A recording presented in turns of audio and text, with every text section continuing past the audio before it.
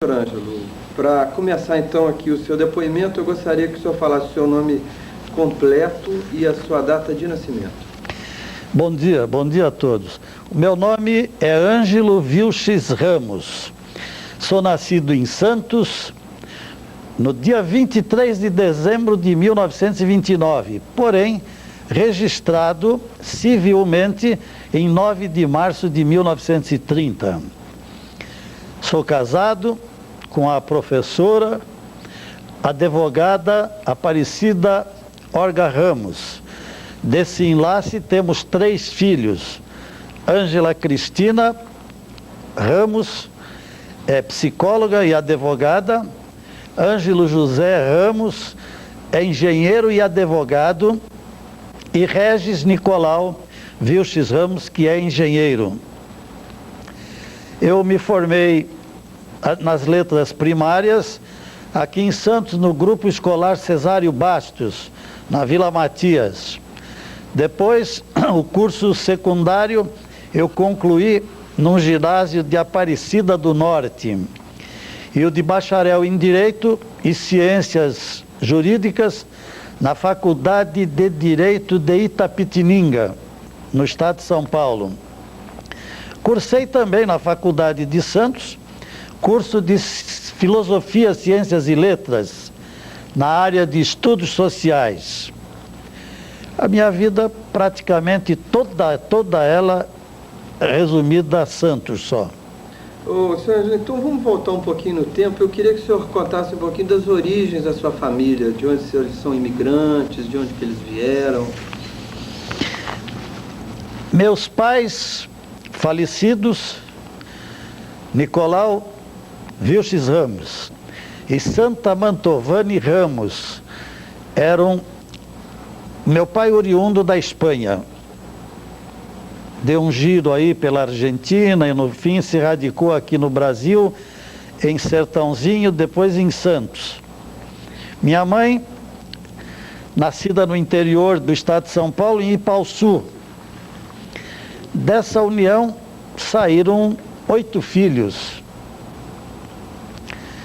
Meu irmão Nicolau, mais velho, eu segundo, Antoninho terceiro, o quarto era meu irmão José, quinto meu irmão Francisco, sexto minha irmã Tata, e o sétimo e oitavo são falecidos.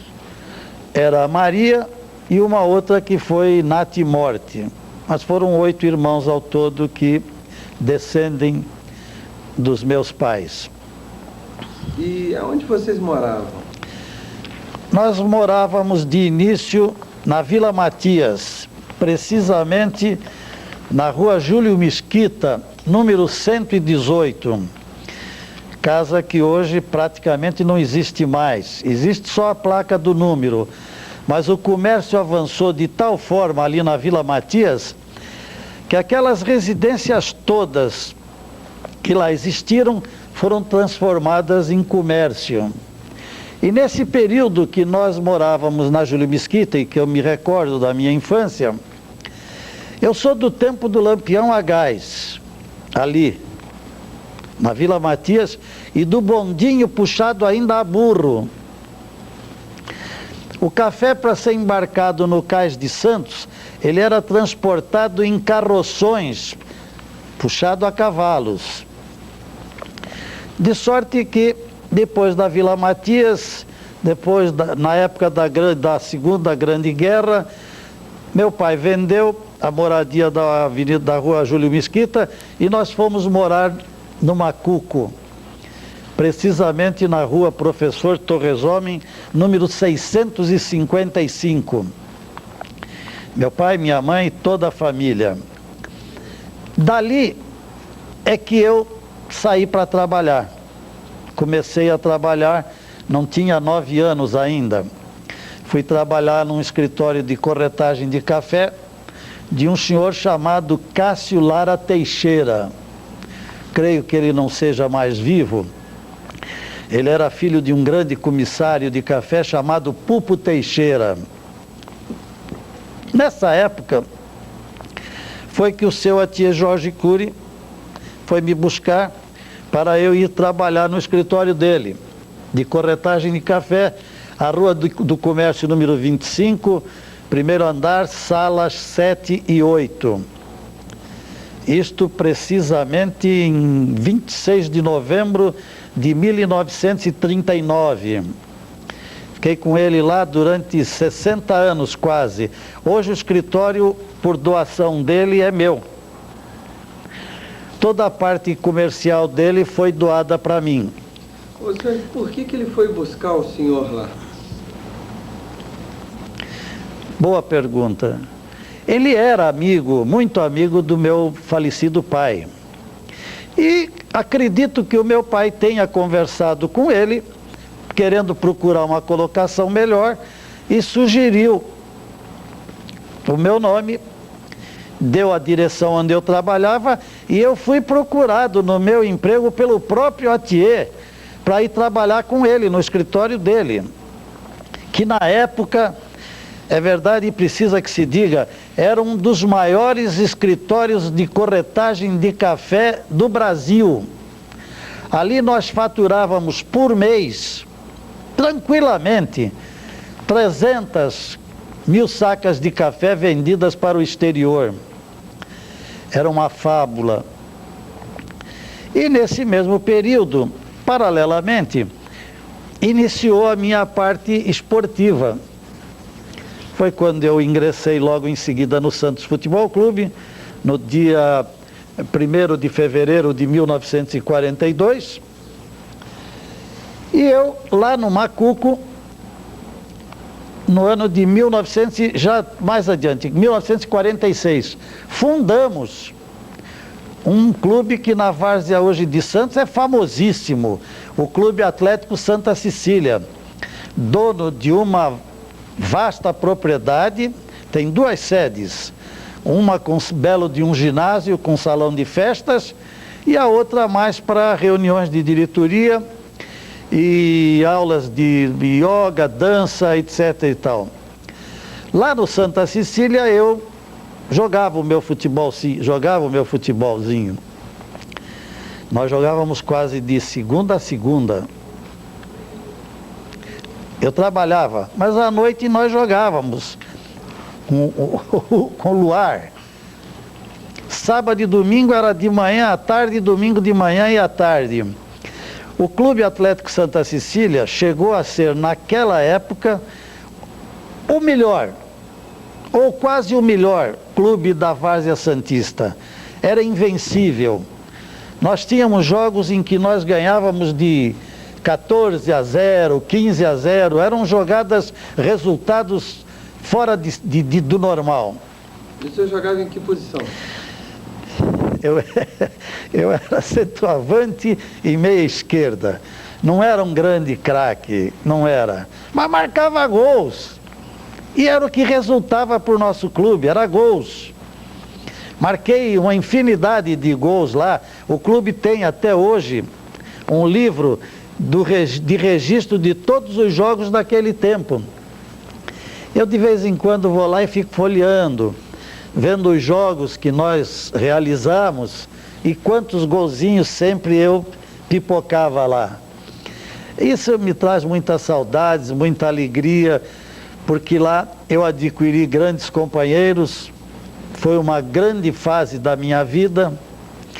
E era o que eu mais desejava na vida sempre, era viver bem, viver em paz, e nunca fiquei ligado ao vil metal. Basta dizer que já quase no fim dessa minha peregrinação futebolística, eu fui jogar no Nacional Atlético Clube. Era uma equipe semi-profissional na época, todos os jogadores ganhavam para jogar. E eu, nos 2 primeiros jogos que estreiei no Nacional, me dei bem. Mas o meu cachê era um sanduíche e um guaraná. E aí eu larguei de vez o futebol. Tentei no Santos Futebol Clube. Nessa mesma época, o Gilmar jogava no juvenil nosso, lá no Brasil. Ciciá, Bem, Passaroca, Araraquara. todos jogadores que depois seguiram o seu rumo e se profissionalizaram. Eu quis tentar no Santos Futebol Clube, e já como empregado do Atier Jorge Cury, presidente, eu fui com as minhas chuteirinhas lá para Vila Belmiro para fazer um teste. O treino começou, acabou, aí o treinador virou-se para mim e disse: olha, volta outro dia. Eu não voltei nunca mais. E isso o senhor tinha mais ou menos quantos anos? Aí eu tinha 16, 17 anos. 17, na faixa dos 17 anos. Tá. Mas o senhor começou a trabalhar no escritório do Atier com 9 para 10 anos, né? 9 anos. Como era, o que o senhor fazia e qual era a rotina do escritório naquela época? Naquela época, a nossa rotina era receber amostras de café que nos eram enviadas pelas companhias de armazéns gerais. Elas já vinham consignadas ao escritório do Atier. Ali nós tínhamos que providenciar se íamos fazer ligas ou não. E na maioria das vezes não precisava, os exportadores não queriam ligas. Outros exportadores já queriam que se juntasse o lote todo numa liga só. Uma liga só, o que é que eu digo? É que a amostra de café vinha de um pé de café, moca, moquinha, chatinho, peneira 14, chato, peneira 15, 16, 17 e 18. E havia países importadores que preferiam que se destacasse mais o café graúdo. Por exemplo, para a Itália, eles não gostavam de café miúdo, só o graúdo. Muito embora a bebida toda fosse igual. A bebida que dava o chatinho ou o moquinha dava o peneira 18, 19. Mas a Itália preferia café graúdo, bonito, era o tipo do italiano Belo Antônio, boa apresentação. E nós vendíamos os cafés através dos exportadores para esses países. E nesse interregno de tempo, a gente providenciava faturamento, recebimento da fatura, encaminhamento do saldo da venda para os proprietários do café. Em síntese, era mais ou menos isso, a parte comercial. Tá, e como é que foi a evolução do senhor lá dentro no trabalho? A minha evolução foi boa, eu fui muito dedicado. Eu comecei, como eu falei para vocês, com 9 anos de idade, e eu acompanhei o Atier Jorge Cury praticamente até agora, 1992, quando ele faleceu. Quando ele faleceu, eu era procurador já há muito tempo, procurador dele com amplos e ilimitados poderes, irrestrito. Tudo que eu falasse em nome dele estava chancelado por ele. Essa era a minha ligação com ele. No transcorrer do tempo, em 1942, quando eu ingressei no quadro associativo do Santos, eu passei a me ligar mais intimamente a ele por causa do futebol. Muita coisa ele pedia para mim, ele viajava muito. Na época que ele foi presidente do Santos, depois de 46, o Santos vivia uma fase muito difícil financeira. Naquela época o Santos não era a equipe grande do futebol brasileiro. Era uma equipe média. E como equipe média, não fazia grandes contratações. Para se fazer grandes contratações, o Atier tinha que pôr um livro de ouro embaixo do braço, correr a Rua 15, a Praça Cafieira, e junto a comissários, exportadores e corretores de café, levantar verba para fazer grandes contratações. Como houveram algumas, Heleno de Freitas, do Botafogo, não sei se lembram, o Henriqueto, botafoguense, que veio para o Santos, Carlyle, e uma infinidade. teve um meia esquerda que depois foi para o Vasco da Gama, não me lembro o nome dele, depois foi para a Espanha. Essas contratações oneravam um pouco o Santos. Não onerava muito a folha, porque neste período tem um detalhe muito importante. As luvas para as contratações eram pequenas. E a maioria dos jogadores que já estavam radicados aqui, eles preferiam, ao invés de luvas altíssimas, eles cediam luvas mais modestas, mas em contrapartida eles pediam algum emprego público, na prefeitura, na alfândega, na mesa de rendas, conferente de carga e descarga, que na época eu me recordo muito bem, o Antoninho Fernandes, que foi um dos maiores jogadores que o Santos teve nessa época antiga. Ele renovou um contrato com o Santos praticamente a quantia de luvas bem irrisória, em troca de uma vaga de conferente de carga e descarga no Porto de Santos. Ele deixou o futebol e viveu e trabalhou e viveu bem. Deixou algum bem para a sua família, para o seu irmão, que era sócio dele, que ainda até hoje trabalha aí com uma empresa de transporte, que é Transjofer, Transporte Fernandes. É do irmão do Antoninho Fernandes. Foi um dos que preferiu ao muito dinheiro um bom emprego. E então vamos falar um pouquinho do Atier. Ele, quando o senhor o conheceu, então, menino ainda, ele já era aí um próspero corretor de café. Era. Só que ele teve um passado no esporte. O senhor podia falar um pouquinho de o que ele foi no esporte, será que ele foi goleiro, né? Sem dúvida. O Atier, quando ele veio para Santos, para jogar no Santos. Ele veio de São Paulo, do Clube Sírio, e veio para jogar no Santos Futebol Clube. E jogou aqui. Jogou uma infinidade de partidas, a ponto, na época, de ser classificado como o melhor goleiro do Brasil.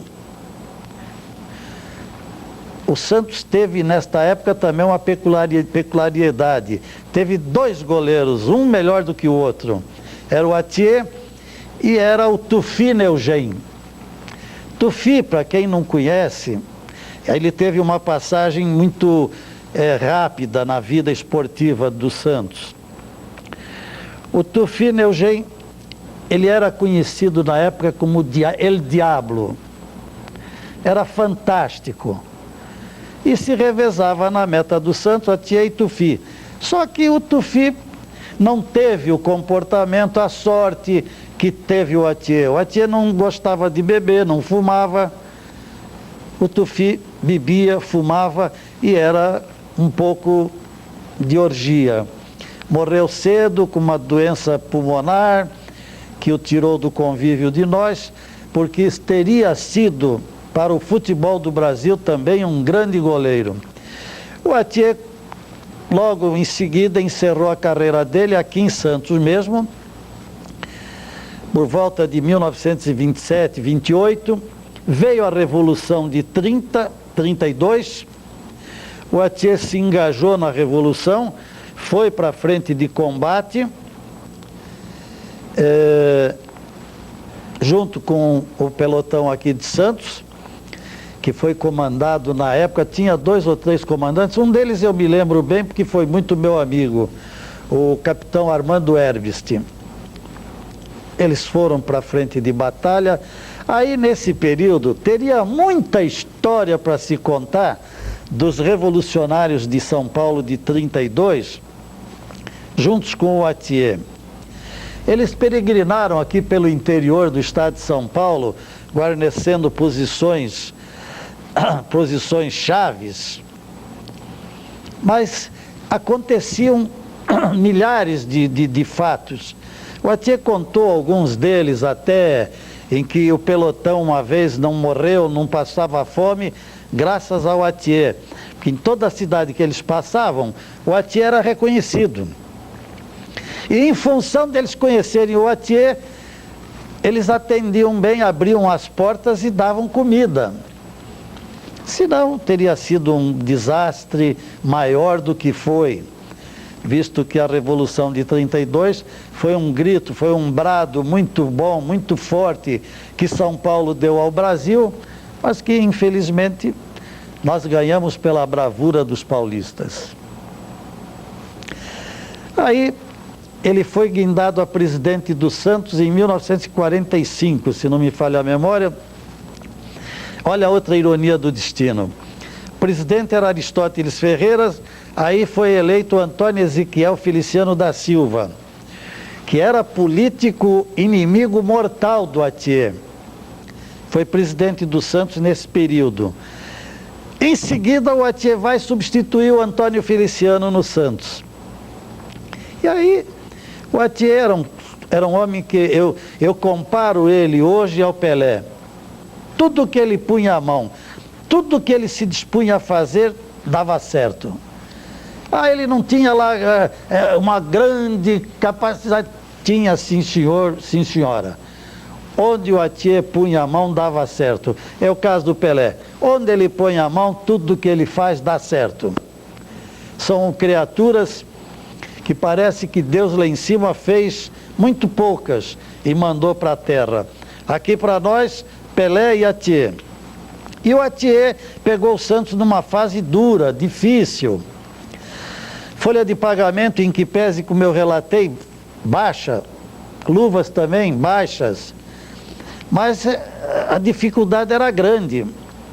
Então, nós vivíamos de arrebanhar, fazer empréstimos bancários todo fim do mês para pagar fazer a folha de pagamento dos jogadores e dos funcionários. Sorte que os funcionários também, a equipe era pequena, alguns deles ainda estão lá até hoje. Exemplo do meu amigo Alfredo de Lima, Miguel Fernandes e mais algum outro lá que eu, de momento assim, de cor, não dá para... Os 70 aninhos meu já está pesando na memória.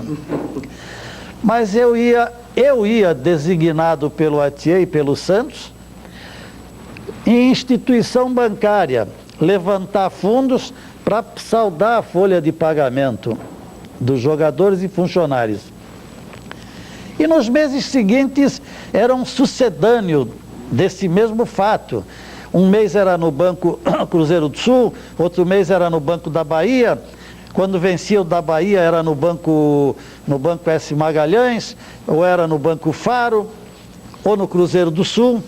Foi até no Banco Cruzeiro do Sul que o Santos, na época, encontrou boa guarida e o gerente, Orival Francisco, ajudava, facilitava o máximo que podia ao Santos. Em seguida, até ele foi convidado pelo Attier para ser diretor do Santos e foi um grande diretor do Santos Futebol Clube, Orival Francisco. Daí para frente, logo em seguida, aí veio a época que eu chamo de época de ouro. Mas, então, antes da gente... Parou, filho. Só um minuto. Espera que ele vai...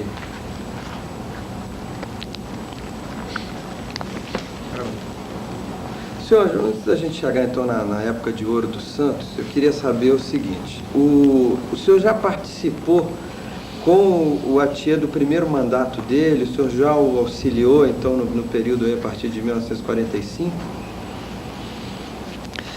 Veja bem, eu nunca fiz parte da diretoria do Santos. Por quê? Porque não precisava. Eu era praticamente a segunda pessoa dele. Tanto é que eu vou fazer um depoimento aqui, hoje, neste instante, histórico, e que não vai causar mais problemas, porque os dados, se preciso, eu não vou fornecer. O Attier viajava muito, e nessa época, quando tinha renovação de algum contrato, e precisava da entrada na Federação Paulista de Futebol, no máximo até sexta-feira, senão no domingo o jogador não jogava, eu assinava o nome do Attier, e olha, gente, modéstia à parte, muitas vezes a assinatura dele foi colocada em dúvida e a minha julgada verdadeira. Então não precisava. Tanto é que quando um dia o Atier resolveu me chamar para fazer parte da diretoria, eu brinquei e disse: Atier, quanto eu vou ganhar? Nada, então não quero, deixa eu continuar como está.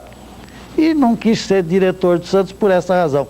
Mesmo porque eu era tão ligado a ele, eu não ia ter muita independência. Eu vou confessar isso aqui de peito aberto. Numa famosa Assembleia do Santos, uma bela noite eu levantei para fazer uso da palavra, quase me comeram, porque acharam que eu estava ali amando do Atier. E isso criava algum problema para mim. Eu preferia guardar, mas agora, recentemente, eu já estou abrindo a boca, viu? O Atier faleceu, já se fez 7 anos, agora eu já estou tendo algumas participações nas reuniões do Conselho.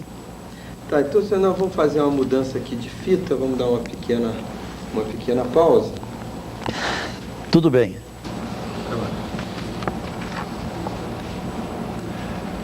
O senhor poderia contar pra gente como que foi a trajetória do Atier de ex-jogador de futebol, parando em 27 e chegando ao clube como diretor do departamento de esportes em 42? Ele veio para o Santos, foi trazido inicialmente pelo Dr. Antônio Guilherme Gonçalves, que fora presidente anteriormente. Aí, quando o Aristóteles Ferreira foi eleito presidente do Santos Futebol Clube, o Atier foi convidado por ele para ser diretor-geral de esportes.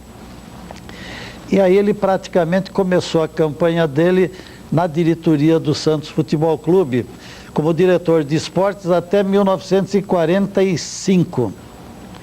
Posteriormente é que ele foi, depois da gestão do Antônio Feliciano, é que ele foi eleito presidente. E ficou de 45 até 71, 26 anos. Ele introduziu alguma mudança no departamento de esportes? Sem dúvida.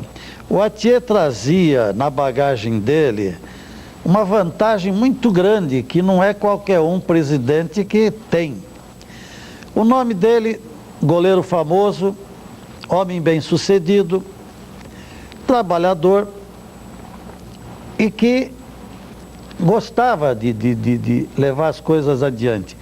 Outra vantagem, o Atier não tinha problema familiar, educação de filhos, nada. Ele era sozinho, solteiro. Então ele podia se dedicar.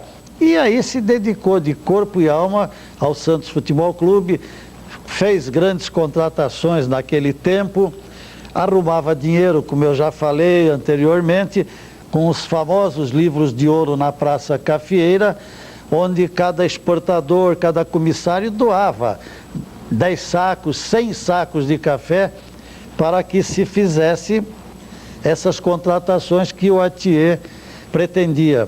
A moeda era o saco? A moeda principal do Santos na época era café. E aí residiu então o grande sucesso dele. O Atier, todo grande jogador que ele trazia, dava certo.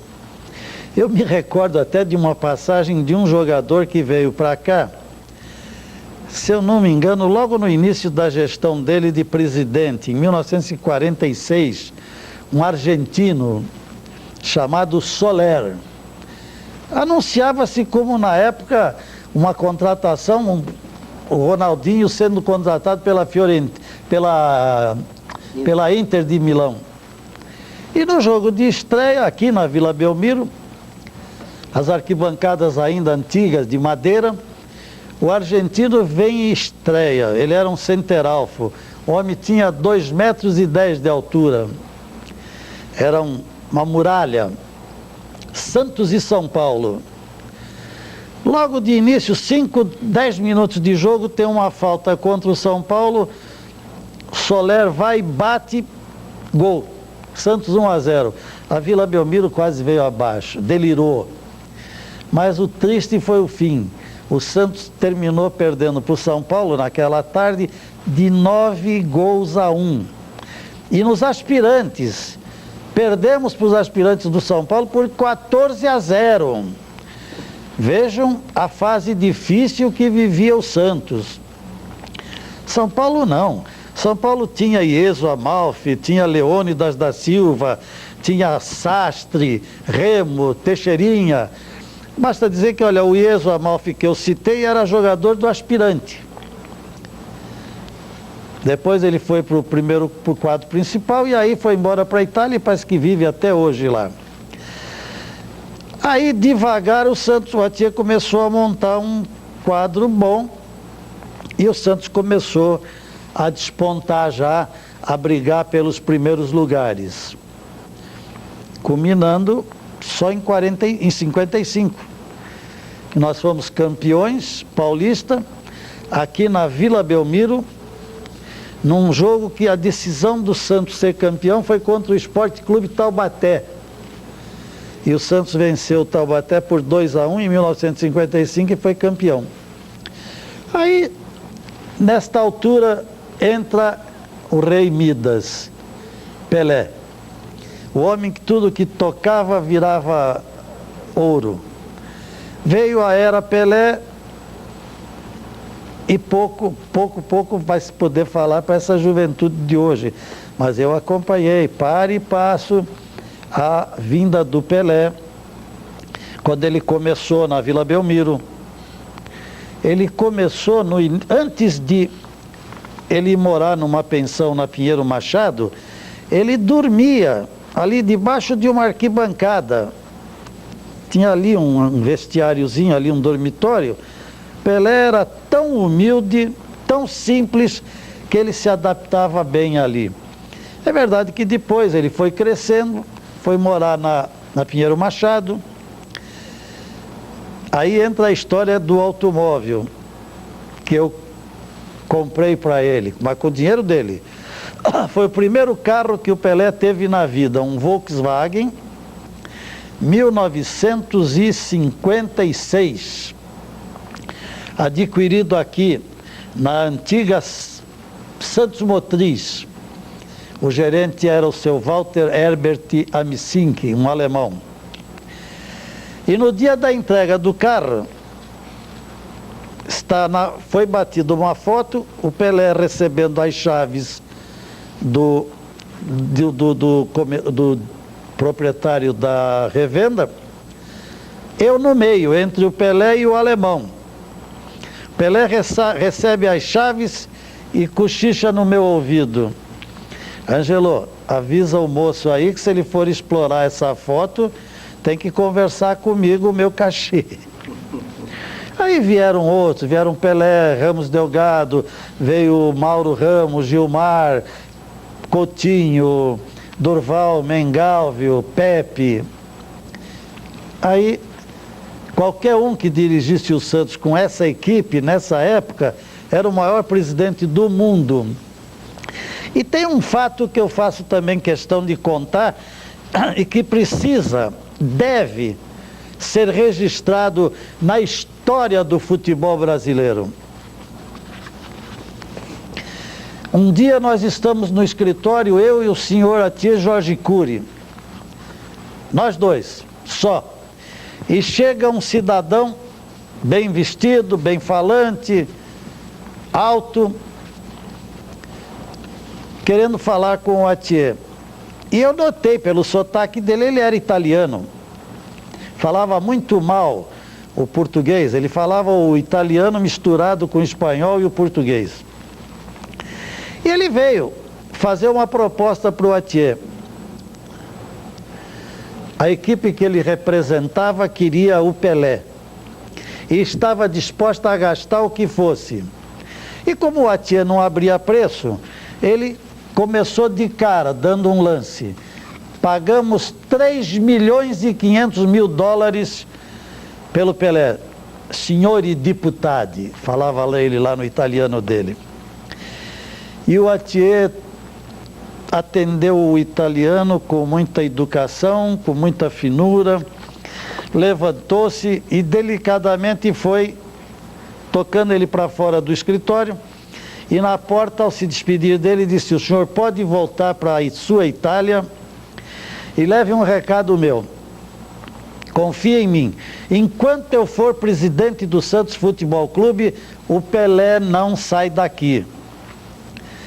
E cumpriu a sua promessa.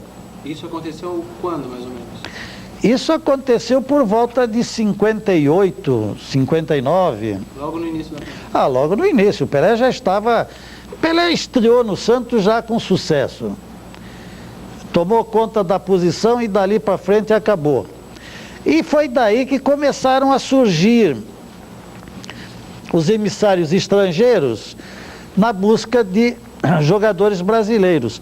Se você fizer um retrospecto passado, você vai ver que muito pouco jogador brasileiro foi para o exterior. Do Santos foi um aí, que eu não me lembro o nome, para a Espanha. O Arnaldo Silveira, Del Vecchio foi para a Itália. Um número muito pequeno, muito reduzido. E a coisa cresceu. Aí foi Itália, França, Alemanha, Espanha, e deu no que deu hoje. Hoje, ser jogador de futebol e contratado para ir para o exterior não precisa mais nada. O senhor podia dizer então alguns times que tentaram comprar o Pelé? Esse da Itália, o senhor lembra o nome da equipe? Eu lembro. É que nessa história dessa equipe da Itália, desse cidadão que se dizia representante da Fiorentina, houve um fato anormal. Ele propunha pagar os 3 milhões e 500 mil dólares pelo passe do Pelé e oferecia 500 mil por fora para o Atié concordar em vender o Pelé. 500 mil para ele, Atié, particularmente. Foi quando o Atié levantou-se e disse: meu amigo, desculpe, enquanto eu for presidente do Santos, Pelé não vai sair por preço nenhum. E basicamente, dali, depois desse entreveiro para frente, ninguém quase mais se interessava pelo Pelé, porque o Pelé era invendável, era inegociável. Veja que ele só foi negociado. Ele não foi negociado. Ele encerrou a carreira dele no Santos Futebol Clube, teve o famoso jogo dos 1000 gols, e depois ele foi cuidar da vida dele nos Estados Unidos, foi jogar, fez um contrato dele com o Cosmos em Nova York. Senhor Ângelo, então vamos falar, já que estamos aí no assunto Pelé, o senhor se recorda quando a primeira vez que o nome dele foi mencionado, o Atié contou para o senhor, chegou aí um garoto, teve alguma... Teve. Eu lembro quando ele veio para cá, ele veio trazido pelas mãos do Valdemar de Brito. Valdemar de Brito veio ao escritório, falou com o Atié, que tinha um garoto que era promissor, e o Atié não dizia não para ninguém, nunca disse não. Não me lembro de ouvir o Atié dizer não para alguém. E o Atié disse: tá bom, Valdemar, vamos lá, tem treino aí amanhã, vem aí, vamos lá. Eu apresento ao nosso treinador e vamos ver o que o rapaz dá. E dito e feito. O rapaz foi levado pelo Valdemar de Brito, entrou em campo, treinou, começou a jogar no time reserva, que eram os chamados aspirantes na época, e entrou no time aspirante e não saiu mais. E naquela época o time de aspirante do Santos era furioso. Jogava no time dos aspirantes Pagão, Pelé, era uma linha que goleava. Todo jogo naquela época era tudo goleada. Pelé jogava, do lado do Pagão era goleada. Que eu também faço questão de mencionar esse moço, o Pagão. Foi um moço que tinha um futuro promissor pela frente. Só não foi bem sucedido porque aí é aquele detalhe que eu falei do Rei Midas. Ele não foi tocado pelo dedo lá do Todo-Poderoso. Se o Pagão tivesse tido a aventura, a sorte que Deus deu ao Pelé, o Pagão seria outro milionário do futebol mundial. Pagão era um assombro jogando futebol. Morreu moço, não teve grande ascensão futebolística, mas no Santos ele arrasava. Machucou o joelho, né? E depois disso declinou a carreira, né? Exatamente. O joelho é o ponto, parece que nevrálgico da maioria dos jogadores. Deu o cupim no joelho, acabou. E o Pagão tinha um detalhe, ele era muito sensível. Chamavam ele até de canelinha de vidro. Pelé já não, Pelé já era mais impetuoso, Pelé entrava, era raçudo. Para o Pelé não tinha bola perdida, entenderam? Ele jogava para ganhar. 45 minutos ele ainda queria ganhar o jogo, não estava ganhando, mas queria ganhar. Era diferente. Seu Ângelo, então vamos voltar aqui ao trabalho do Atieno Santos. Então, essa primeira fase aí dos anos 40, o senhor se lembra um pouco? Ele introduziu algumas modificações? Teve algum fato assim? Teve marcante? um fato marcante também, que eu ia citar mais adiante. Foi a inauguração da construção das arquibancadas de concreto. Que até então a Vila Belmiro era arquibancada tudo de madeira. Na entrada principal lá tinha 2 torrezinhas, tudo isso começou a ser desmanchado e aí começou a ser construído o novo campo-estádio do Santos Futebol Clube. Paralelamente o ginásio também, que hoje leva o nome dele, que recentemente foi reinaugurado. Ginásio Atier Jorge Cury, onde eu compareci em nome da família. Falei em nome da família, agradecendo a denominação do ginásio do Atier.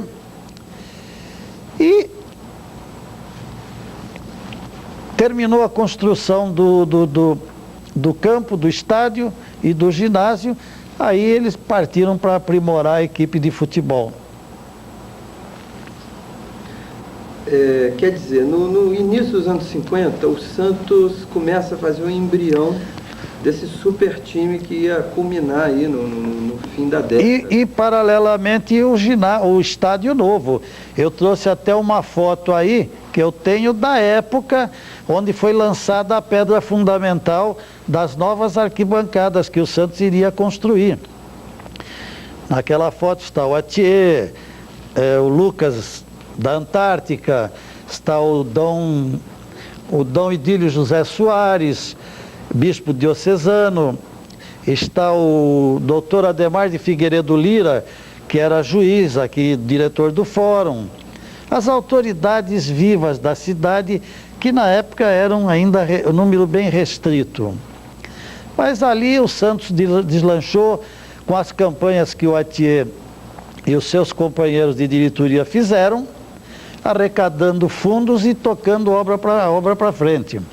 É aí onde eu gostaria de ressaltar também o nome do Modesto Roma, que foi um grande colaborador nessa campanha.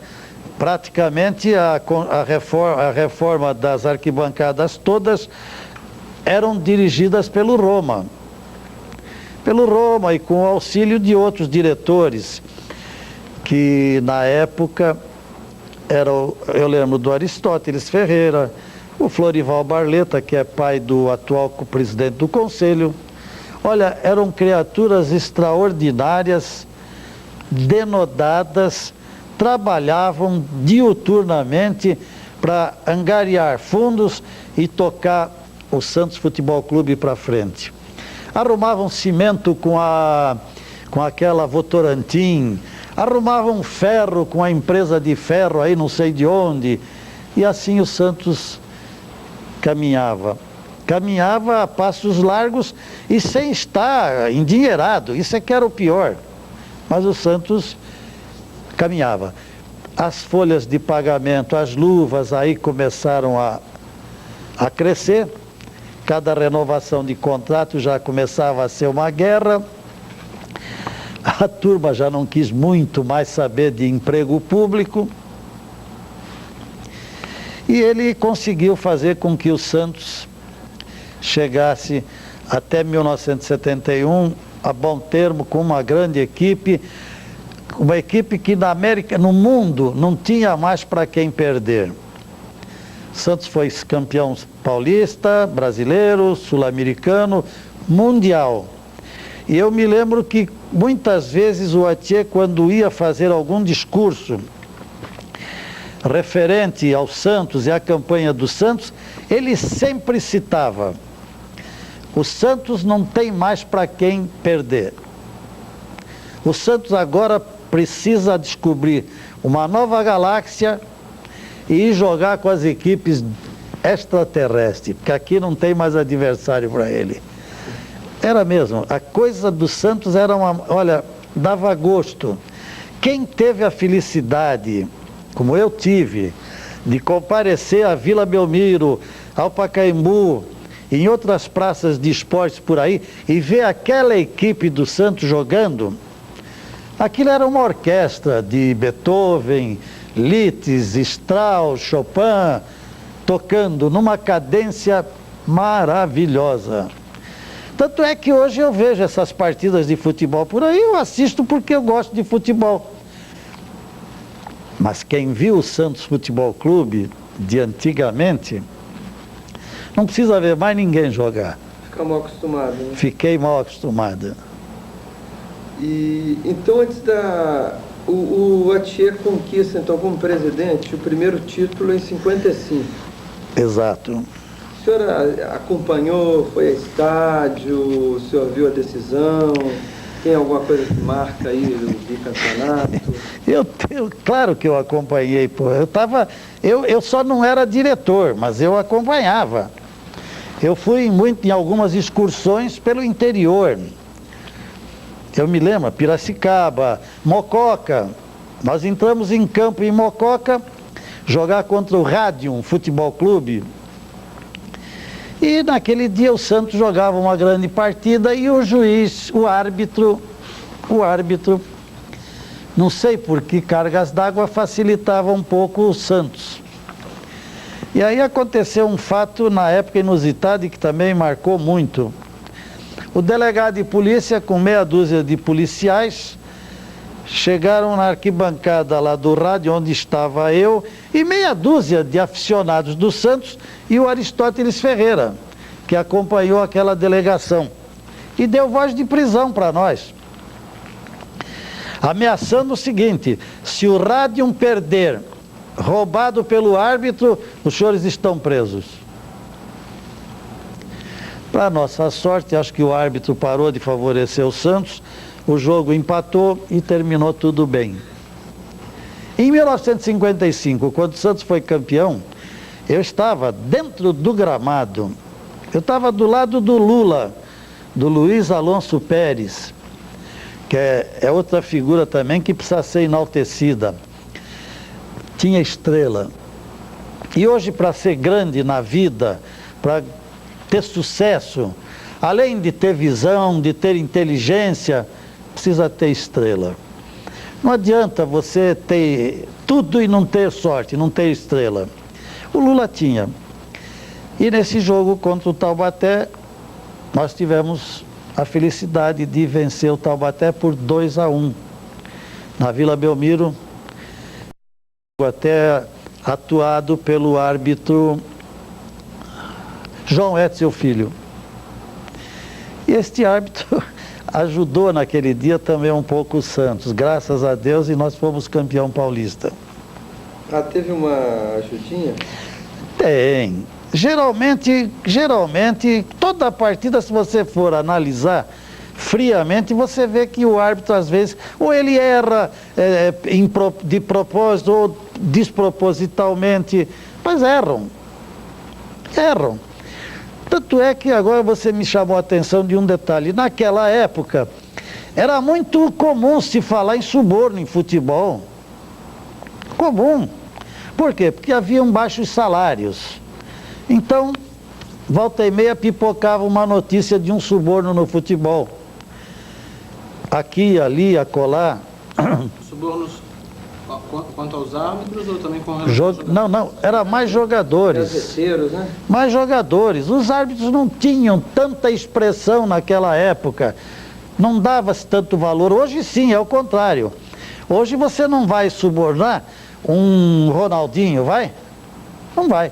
Você não vai chegar aqui no Santos e subornar um jogador do primeiro time, porque eles ganham muito bem e não há necessidade. Você já viu quanto ganham os árbitros? Então eles são mais vulneráveis hoje. Nesse campo eu tenho muita história para contar, viu? Mas muita história mesmo. Tanta história, eu só vou contar uma sem dar nome, por favor, ao adversário. O Santos jogou aqui uma partida e, pasmem, o resultado desse jogo foi Santos 7, o adversário 6. 7-6. E nesse dia, era um gol aqui, um gol lá, um gol aqui, um gol lá. Aos 45 minutos do segundo tempo, estava 6-6.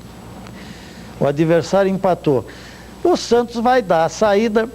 O centroavante do Santos chamava-se Caxambu. O meia-direita era um tal de um rapaz que veio do Fluminense, Maracaí. Ele era natural de uma cidade fluminense de Carangola. E estreava naquela partida. Eu sei que o Caxambu, olhando para o nosso goleiro e balançando a cabeça, como quem diz, poxa vida, 6 gols, e joga a bola para o Maracaí. O Maracaí também desolado, pega a bola e não passou para ninguém da defesa, chutou para frente. O goleiro adversário estava no gol que seria dos fundos, não da frente, da parte principal. Se o goleiro fica no gol imobilizado, a bola vinha pulando, ela sairia fora. Aí ele fez o impossível, mergulhou e jogou a bola para dentro do gol. Também nunca mais jogou futebol. Ali ele se despediu do futebol. Eu acredito que naquela época tinha. Tentaram uma vez levar para o Atier, ele era deputado estadual, um sósia de um goleiro. Se o Atier tinha interesse em dar um dinheirinho para o rapaz, que ele estava apertado. A sorte é que o Atier me chamou e disse, Ângelo, vai lá e vê se aquele lá é o jogador tal. E eu fui, achei meio parecido, mas para minha sorte passava pela sala do café naquela tarde um outro jogador de futebol na época, que era da Portuguesa de Desporto, chamado Manduco. E eu tinha muita liberdade, muita amizade. Manduco, faz favor, aquele lá é o Zé? Ele olhou e disse, não, ele tem assim uma semelhança, mas não é ele. O Zé eu conheço, é meu amigo. Isso para vocês terem uma ideia do que se fazia naquela época. Arranjava-se sósia para tentar ganhar em dinheiro. Futebol evoluiu muito e chegou ao ponto que hoje nós todos assistimos, né? Hoje um jogador de futebol dessas equipes todas por aí, nenhum deles tem coragem de fazer cometer um ato desse. Agora, os meus amigos árbitros, não sei, eu ponho as minhas dúvidas, porque é em função do que eles ganham e é em função do que corre de dinheiro. Vejam ontem no Maracanã, no Rio, assistência que foi assistir o jogo Santos e Vasco, mais de 80 mil pessoas. E os senhores viram um árbitro aparentemente honesto, aparentemente atuando direito, mas prejudicou o Santos. E como? Por isso, essas fases precisam ser bem separadas. A época até 1955, 60, e depois de 60 para cá. Aí a coisa se valorizou muito, moralizou-se muito. Deve ter ainda os Euricos Mirandas da vida. Desde a entrevista que nós fizemos com o senhor Mário Pereira, campeão em 35, que ele já disse que o Santos sempre foi penalizado aí pelos juízes, e os juízes prejudicaram muito o Santos. O senhor lembra de passagens assim, de roubos clamorosos aí contra o Santos? Qualquer uma. Não, teve uma recente. Santos e Botafogo, decisão do Campeonato Brasileiro aqui, em São Paulo. Nós fomos assaltados por um árbitro que todo mundo viu que ele roubou o Santos. Todo mundo. E nós aceitamos passivamente aquela atitude daquele árbitro naquela tarde no jogo contra o Botafogo. Agora, anteriormente tem tantas histórias, tantos fatos. E outros componentes da diretoria do Atié que colaboraram com ele e... nesse período todo, de 45 a 71. É fácil. Os nomes afloram a minha cabeça com alguma facilidade. O Modesto Roma, como eu contei para vocês já, foi o general da construção das arquibancadas de concreto do Santos Futebol Clube e outras obras mais. Nós tivemos aqui, fora o Roma, o Aristóteles Ferreira, que foi presidente do Santos e foi um eterno colaborador enquanto o Atié, enquanto ele viveu, ele esteve sempre ligado ao Santos. O Aristóteles era assim uma criatura que ele surgia de repente e ele dava solução para os casos mais intrincados. Esse era o Aristóteles Ferreira. Antônio G. Santos, Antônio Gonçalves dos Santos, foi um outro diretor mais tranquilo, mais devagar e que fazia mais contatos entre os jogadores e a diretoria para tratar de algum problema deles. Augusto da Silva Saraiva, falecido recentemente em Portugal, falecido o ano passado. Saraiva era outro batalhador, era outro alvinegro de 4 costados, teve muito valor, trabalhou muito no Santos. Nicolau Moran foi outro grande diretor, trabalhava em silêncio, e o Pelé gostava muito do Moran, viu? Tanto é que o único diretor que me consta que foi convidado para o casamento do Pelé com a dona Rose foi o Moran, foi até padrinho de casamento. E veja você, nem o Atié foi convidado, hein? É mesmo? Essa foi uma mágoa que o Atié carregou com ele para o túmulo. É porque foi uma cerimônia muito reservada? Foi uma cerimônia bem restrita na casa onde eles... aqui no Macuco. E o Pelé, ele não queria muito alvoroço político. E ele achava que o Atié era político e tal, e coisa, ele queria coisa mais fechada, mais íntima. E assim foi feito e assim se respeitou. Nicolau Moran, inclusive, leva o nome da chácara aqui em São Bernardo, o nome dele. Nicolau Moran também era um homem rico, independente e que trabalhou muito pelo Santos. Virgílio Pinto de Oliveira, o Bilu, foi outro igual a Atié, jogador, era zagueiro. E depois se transformou em diretor, nunca chegou a presidente. E se sucederam outros, como Otávio Spagnuolo, era tesoureiro, era mão fechada, caixa segura, grande tesoureiro. Secretário-geral do Santos, José Horácio Pierre, ele era apelidado por nós como o eterno secretário, porque passava-se eleição, entrava-se em eleição e o Pierre sempre estava lá. Carmo Angerami foi outro também que desempenhou o papel de tesoureiro, também extraordinário.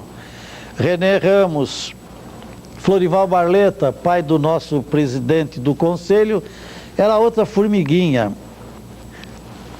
Gostava do Santos tanto quanto da família dele. E o Marcelo de Castro Leite, que dessa turma toda que eu falei, é o único que ainda está vivo. Marcelo de Castro Leite, ele era o representante do Santos em São Paulo, junto à federação. Todos os assuntos referentes a papéis, registro de contratos, renovação de contratos, a maioria era tudo feito através do Marcelo de Castro Leite. Tivemos o Vicente Cassione pai, Vicente Cassione, que trabalhou também no Santos, foi diretor da parte de campo. Tivemos o Esmeraldo Soares Tarquínio de Campos Filho, foi deputado, mas era outro abnegado, outro fanático alvinegro. Nunca chegou à presidência, mas esteve sempre nas diretorias, departamento jurídico, sempre colaborando para que o Santos tivesse êxito nas suas lutas. José Sanches, Pepito também foi outro diretor, esse ainda está vivo também. É diretor e conselheiro do Santos. E eu gostaria de fazer uma referência também, antes que eu acabe esquecendo, ao doutor Antônio Guilherme Gonçalves. Este sim, foi o responsável pela vinda do Attier para o Santos, foi presidente na década de 25 a 30, por aí. Foi presidente que conquistou o título de campeão da técnica e da disciplina para o Santos Futebol Clube, que até hoje o Santos ostenta. Não está lá muito técnica e disciplina, mas é galardão que o Santos conseguiu. No quadro de funcionários do Santos Futebol Clube, dessa época, a gente gostaria de lembrar do Antônio do Costa Pinto, da sua mulher, Dona Maria José, dos dois rapazes que eu já falei, Alfredo de Lima e o Miguel Fernandes. Esses dois ainda estão lá até hoje, na Secretaria do Santos. Da figura do Salustiano da Costa Lima. O Salu era uma figura, vamos dizer assim, folclórica no Santos Futebol Clube. Ele estava como está hoje o alemão, no meio da torcida.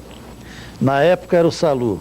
Ele comandava, ele armava as brigas, ele chefiava delegações, caravanas, ele treinava. Ele foi treinador dos juvenis, foi campeão aqui santista inúmeras vezes.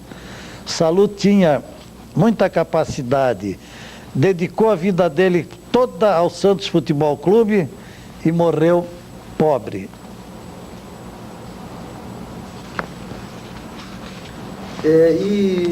Bem, em relação a essas pessoas, você podia contar um pouquinho como era o Modesto Roma, o temperamento dele, como é que era a maneira dele trabalhar? Sem dúvida. Modesto Roma era um tipo assim, bonachão. Falante, tinha que esculhambar com alguém, ele esculhambava. Era homem de verdades, não era de meias verdades. Trabalhador. Graças a ele, o Attier fez uma boa administração, porque teve companheiros como ele. E é dele uma famosa frase que eu vou repetir. Numa célebre reunião, ele declinou, para quem quisesse ouvir, que ele tinha sido obrigado a vestir uma camisa de malandro e descer no covil dos ladrões. Por quê? Porque nós vivíamos uma época difícil. Foi aquela época em que se falava em suborno daqui para ali, para colar. E o Roma não aguentou. Uma noite, numa reunião, ele declarou lá, para quem quisesse ouvir: meus amigos, eu fui obrigado a vestir uma camisa listada de malandro e descer ao covil dos ladrões. Esse foi o Modesto Roma. Eu gostaria também de falar um pouco, lembrar antes que eu esqueça, e nós terminemos aqui a nossa palestra, Parque Balneário Hotel. Ah, sim, vamos falar sobre o Parque Balneário Hotel não foi lenda na vida do Santos, foi a maior realidade que podia existir na época. O Attier vislumbrou que o jogo ia abrir. O presidente da República, na época, disse ao Attier: eu vou abrir o jogo. A família Fracaroli já estava nos estertores da vida deles, cansados. E eles se dispuseram a vender o parque balneário. Como o Atié era muito amigo dos Fracarolis, o Atié vivia lá, jantava, ceiavam quase todas as noites, nasceu a possibilidade de se fazer um negócio com o parque balneário. Para quem não conhece, o que era o parque balneário na época e antes do Santos? Ele era um hotel? O parque balneário era um hotel e cassino. Hotel e cassino. E boate. Restaurante. Ali no parque balneário se apresentaram, na época, os maiores artistas do mundo. Eu lembro do Beniamino Gigli, Tito Schipa, Libertad Lamarque, uma mexicana, Elvira Rios, tinha um vozeirão meio masculinizado. O Parque Balneário era famoso, era um prédio de construção requintada. Todo o mobiliário, lustres, ar refrigerado, tudo importado. Era tudo coisa de primeira. Para que se tenha uma ideia do que era o cassino do Parque Balneário, as fichas de jogo de 5, de 10, de 100, de 50, de 500, eram todas em uma baquelite pintada com a importância em ouro, gravadas a ouro. Essas fichas, quando foi feito o leilão do parque, eu sei onde estão ainda até hoje, foram adquiridas por um amigo meu. Quando o Parque Balneário foi a leilão, quando Cláudio Donnet e um grupo dele comprou o parque para fazer um empreendimento imobiliário. Mas voltando ao Atié, quando ele quis comprar o parque, a família Fracaroli, após inúmeras reuniões, chegou a um consenso de, na época, 3 bilhões e 100 milhões de cruzeiros. Parcelando, na época, parece que em 100 milhões por mês. E tudo para o Atié era possível. Fecharam o negócio. O Santos chegou a instalar lá uma parte da sua secretaria social. E o Atié estava na expectativa de que o jogo a qualquer momento explodiria. E era o sonho dele. O Atié teve em mente tornar a equipe a maior equipe de futebol do mundo. Conseguiu. E pretendia transformá-lo em clube social, o maior do mundo. E com o Parque Balneário ele faria. Era o sonho dele. Infelizmente, a coisa foi se prolongando, o jogo não abriu. Um dos credores do Santos começou a forçar para querer receber o dinheiro dele de volta. Não tinha perigo nenhum, porque o patrimônio só garantia qualquer empréstimo que se fez na época. Seu Carlos Caldeira Filho era o dono do empréstimo. Forçou. Nós nos reunimos, o Conselho Deliberativo, e acabamos concordando, foi o maior crime que nós cometemos, em vender o Parque Balneário para o grupo liderado pelo seu Cláudio Donnet. Agora vejam bem os valores. Nós pagamos 3 milhões e 100 mil, ou 3 bilhões e 100 milhões. Vendemos para o grupo do seu Cláudio Donnet por 6 bilhões e 150 mil, exatamente o dobro. Quer dizer, foi um mau negócio para o Santos? Não, foi excelente, deu o dobro, deu 100% de lucro. É como a chácara Nicolau Moran. A chácara Nicolau Moran foi adquirida pelo Atié de um clube que existiu em São Paulo por 225 milhões de cruzeiros. Se vocês fizerem as contas hoje, 225 pelo real, vai dar uns 100 e poucos reais. Foi quanto custou aquela chácara Nicolau Moran. E outro detalhe, esses 225 milhões de cruzeiros para serem pagos em 10 parcelas de 22 milhões e 500.